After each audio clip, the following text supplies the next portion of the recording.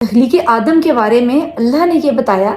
کہ جب اللہ نے آدم کی تخلیق کی تو فرشتوں نے یہ کہا کہ یہ زمین میں جا کر فساد کرے گا اور خون بہائے گا، اور کیا ہم تیری تسبیح نہیں کرتے اور پاکیزگی بیان نہیں کرتے؟ تخلیق آدم کے انگریڈینٹس کے اندر جب وہ زمین سے مٹی لے کر ایک پتلا بنایا گیا، اللہ نے اس کی تخلیق کی، تو سم ہاؤ اس کے اندر ڈسٹرکٹیو مادے یا برائی کا مادہ موجود تھا بائی نیچر، کہ وہ غلطی کرے گا۔ جیسے انسان کا جو لفظ ہے نا، یہ نسی سے نکلا ہے، نسی کا مطلب ہے بھول چوک جانا، یعنی ہماری جو فطرت ہے اس میں بھول چوک شامل ہوگی، ہم غلطی کریں گے اور توبہ کر کے اصلاح کریں گے یا نہیں کریں گے، یہی ساری گیم تھی۔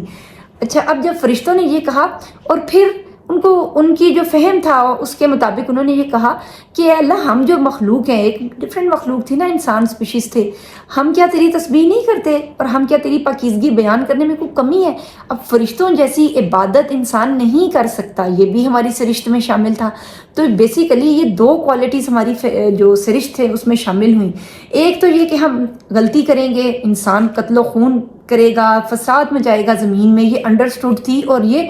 پری ڈیٹرمنٹ تھی، یعنی اللہ چاہے تو کلمہ کن سے پوری دنیا ٹھیک کر سکتا ہے نا، ابھی بھی اگر اللہ چاہے تو اس ٹائم پہ کوئی بھی چیزیں جو خراب ہیں ہمارے اس معاشروں میں، تمام برائیوں کا خاتمہ ہو جائے، شیطان کا خاتمہ ہو جائے، جو الٹیمیٹلی ہوگا قیامت والے دن جب وہ گھڑی آئے گی، جب ساری چیزیں سمیٹ لی جائیں گی، اور اس کے اوپر بھی ہم کتنا زیادہ ہم بات کرتے ہیں۔ لیکن اس ٹائم پہ جب تخلیق ہو رہی تھی تو فرشتے جو تذبذب کا شکار تھے اور پھر بھی اللہ کے مقرب تھے، اللہ کی حمد و ثنا بیان کرنے والے تھے، انہوں نے یہ دونوں کوالٹیز بتائیں کہ یہ سپیشیز جو نئی سپیشیز آ رہی ہے یہ تو قتل و خون بچانے والی ہے، اور یہ اتنی تسبیح بھی نہیں بیان کر پائے گی، اللہ کی اتنی شکر گزاری نہیں کر پائے گی کہ جس طرح ہم کرتے ہیں، جو فرشتے کرتے ہیں۔ ہم اللہ کا حق شکر گزاری کا تو کبھی بھی نہیں ادا کر پاتے، یہ دونوں چیزیں تو ہمیں انڈرسٹوڈ ہے۔ اللہ تعالیٰ نے انہیں کیا جواب دیا؟ اللہ نے یہ کہا کہ جو میں جانتا ہوں وہ تم لوگ نہیں جانتے۔ اور جب تخلیق آدم ہوئی اور اللہ نے آدم کو نام سکھائے، چیزوں کے نام سکھائے، علم دیا، کیا اضافہ کیا ہے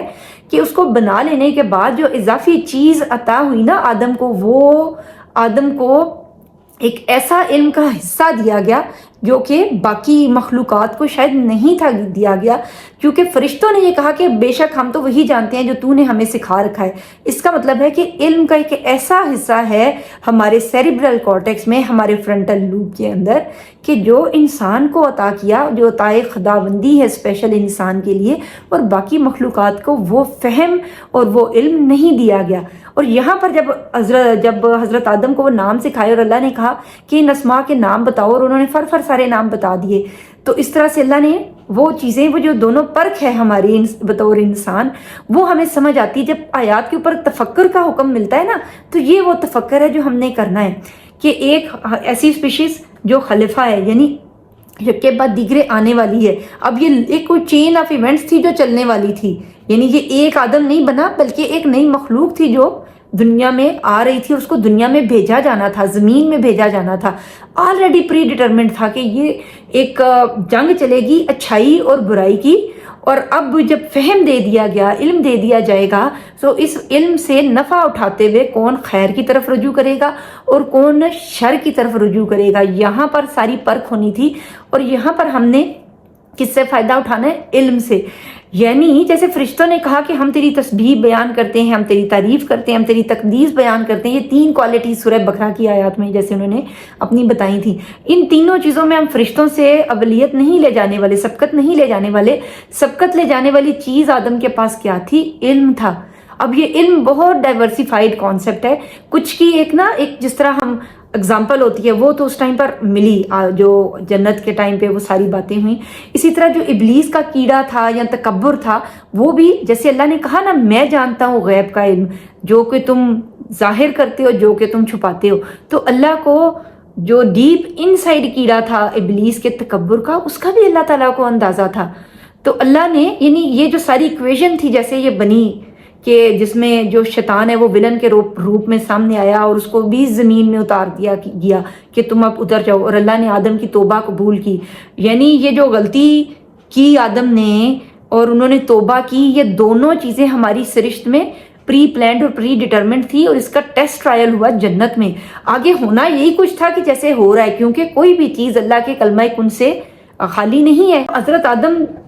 زمین میں تشریف لے آئے اور ابلیس بھی زمین میں آیا اور اس نے مہلت بھی مانگ لی کہ میں ان لوگوں کو اب گمراہ کروں گا. برائی کا علم ہے نا, علم کے اندر اچھائی برائی دونوں کی وضاحت ہے. برائی کی طرف رغبت لے جانے والی چیزیں بھی ہوں گی اور جو ان کی طرف نہیں جائے گا وہ آٹومیٹیکلی اچھائی کے راستے کی طرف جائے گا. اچھائی کا راستہ ہے ایک ہی, برائی کے راستے ہیں کئی. کیونکہ آتے ہی